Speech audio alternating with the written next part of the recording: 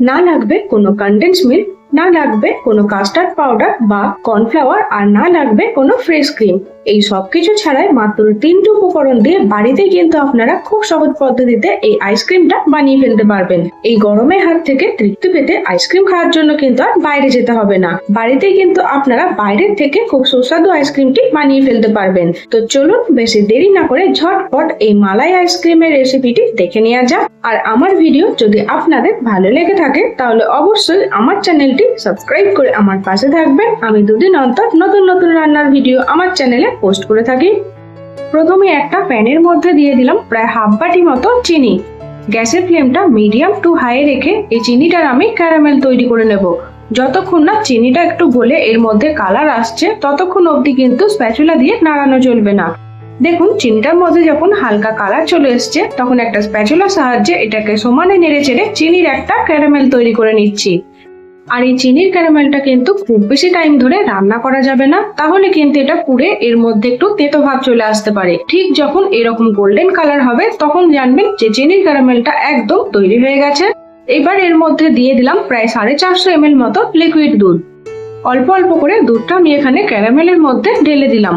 এবার স্প্যাচুলার সাহায্যে সমানে নেড়ে চেড়ে ক্যারামেলের সাথে দুধটা আমি খুব ভালোভাবে মিশিয়ে নেব। চিনি ক্যারামেলের মধ্যে দুধ ঢালার পরে দেখবেন ক্যারামেলটা একটু শক্ত হয়ে যায়, তবে স্প্যাচুলার সাহায্যে একটু নেড়ে চেড়ে নিলেই দেখবেন দুধের মধ্যে ক্যারামেলটা খুব সুন্দরভাবে গলে যাবে। দেখুন স্প্যাচুলার সাহায্যে কিন্তু আমি প্রায় 2 থেকে 3 মিনিটের জন্য নেড়ে চেড়ে নিয়েছি আর দুধের মধ্যে ক্যারামেলটা কিন্তু খুব ভালোভাবে মিশে গেছে। আর এই দুধটা যাতে তাড়াতাড়ি ঘন হয়ে আসে তার জন্য আমি এখানে নিয়েছি কিছুটা পরিমাণে কাজু ও আমন্ড। একটা মিক্সার জারের মধ্যে এই কাজু আমন্ডটা দিয়ে শুকনোই কিন্তু খুব ভালোভাবে এটা পাউডার বানিয়ে নিতে হবে। দেখুন এখানে কাজু ও আমন্ডের পাউডার কিন্তু রেডি হয়ে গেছে। আমি হাতের সাহায্যে এর পাউডারটা নিয়ে দেখিয়ে দিচ্ছি। একদমই কিন্তু দানা দানা থাকলে চলবে না, খুব ভালোভাবে কিন্তু কাজু ও আমন্ডের পাউডার বানিয়ে নিতে হবে। আর এদিকে দেখুন দুধটা ফুটে কিন্তু বেশ অনেকটাই ঘন হয়ে এসেছে। প্যানের যে চারিদিকে দুধটা লেগে গিয়েছিল সেটা আমি স্প্যাচুলার সাহায্যে ভালোভাবে নেড়ে চেড়ে একটু পরিষ্কার করে নিচ্ছি। শুধুমাত্র দুধ দিয়ে তৈরি এই মালাই আইসক্রিমটা একবার কিন্তু আপনারা বাড়িতে বানিয়ে দেখতে পারেন। এটা খেতে কিন্তু দারুণ টেস্টি হয়। আইসক্রিমটা যাতে খেতে একটু ভালো লাগে তার জন্য আমি এখানে প্রায় 2 চামচ মতো মিল্ক পাউডার ব্যবহার করেছি আর দিলাম হাফ বাটি মতো চিনি। মিষ্টির পরিমাণটা আপনারা কিন্তু নিজেদের পছন্দ মতো একটু কম বেশি করে নিতে পারেন। যেহেতু ক্যারামেল তৈরি করার সময় আমি এখানে হাফ বাটি মতো চিনি ব্যবহার করেছিলাম তাই এখানে আমি চিনির পরিমাণটা একটু কম রেখেছি। এবার চিনি ও মিল্ক পাউডারটা এই দুধের সাথে খুব ভালোভাবে নেড়ে চেড়ে মিশিয়ে নিতে হবে এবং আরো 5 মিনিটের জন্য দুধটা কিন্তু খুব ভালোভাবে নেড়ে চেড়ে জাল দিয়ে ঘন করে নিতে হবে। প্রায় 5 মিনিট পর দেখুন দুধ কিন্তু ফুটে অনেকটাই ঘন হয়ে এসেছে। এবার এর মধ্যে দিয়ে দেব আগে থেকে তৈরি করে রাখা কাজু ও আমন্ডের পাউডার। এই কাজু ও আমন্ডের পাউডারটাও কিন্তু দুধের সাথে খুব ভালোভাবে নেড়ে চেড়ে মিশিয়ে নিতে হবে। ড্রাই ফ্রুটসের পাউডার দেওয়ার ফলে কিন্তু আইসক্রিমটা খেতেও ভালো লাগবে আর বেশ তাড়াতাড়ি ঘন হয়ে আসবে। আপনারা চাইলে এখানে নিজেদের পছন্দ মতো আরো অন্যান্য ড্রাই ফ্রুটসের পাউডার কিন্তু ব্যবহার করতে পারেন। এই ড্রাই ফ্রুটসের পাউডারটা দেওয়ার পরও কিন্তু আরো 7 থেকে 8 মিনিটের জন্য আমি এভাবেই রান্না করে নেব। বাচ্চা থেকে বড় সকলেই কিন্তু আইসক্রিম খেতে বেশ পছন্দ করে। আর বাড়ির বাচ্চাদের যদি আপনারা বাইরে থেকে কেনা আইসক্রিম না দিতে চান তাহলে কিন্তু এভাবে বাড়িতেই আপনারা খুব সহজে আইসক্রিমটা বানিয়ে নিতে পারেন। এই মালাই আইসক্রিমটা খেতে কিন্তু দারুণ সুস্বাদু হয়, আপনারা অবশ্যই একবার এইভাবে বাড়িতে বানিয়ে দেখবেন। দেখুন এখানে 8 মিনিট পর দুধটা কিন্তু বেশ অনেকটাই ঘন হয়ে গেছে। এই সময় আমি গ্যাসের ফ্লেমটা বন্ধ করে দিলাম আর এটা কিন্তু পুরোপুরিভাবে ঠান্ডা হওয়ার জন্য রেখে দেব। প্রায় 15 থেকে 20 মিনিটের জন্য কিন্তু দুধটা আমি ঠান্ডা হতে রেখে দিয়েছিলাম। দেখুন এখানে দুধটা কিন্তু পুরোপুরিভাবে ঠান্ডা হয়ে গেছে। একটা স্প্যাচুলার সাহায্যে আমি দেখিয়ে দিচ্ছি। দেখুন পুরোপুরিভাবে ঠান্ডা হয়ে যাওয়ার পর দুধটা কতটা ঘন হয়ে গেছে। এবার একটা মিক্সার জারের মধ্যে এই পুরো দুধের মিশ্রণটা আমি ঢেলে দিচ্ছি আর মিক্সার জারে ঢাকাটা লাগিয়ে এটাকে একবার ঘুরিয়ে নিতে হবে। বাড়িতে অনেক সময় আইসক্রিম জমতে দিলে দেখবেন সেটা অনেকটাই বরফের মতো হয়ে যায়। তবে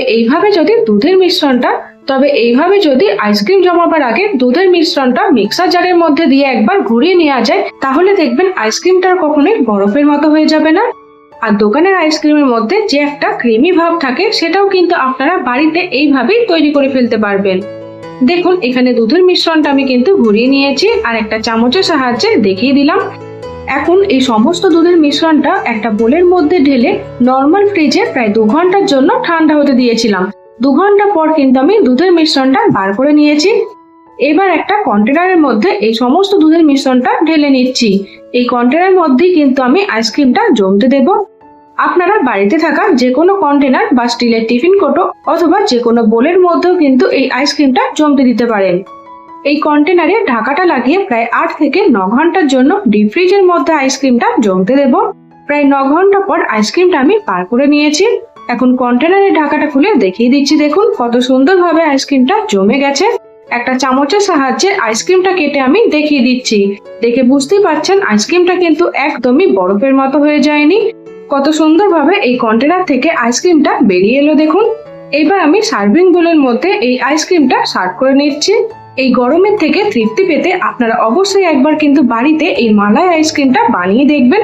দেখে বুঝতেই পারলেন বানানোটি কতটা সহজ। আর দোকানের থেকে বাড়িতে বানানো এই আইসক্রিমের স্বাদ কিন্তু অনেক গুণ ভালো হয়।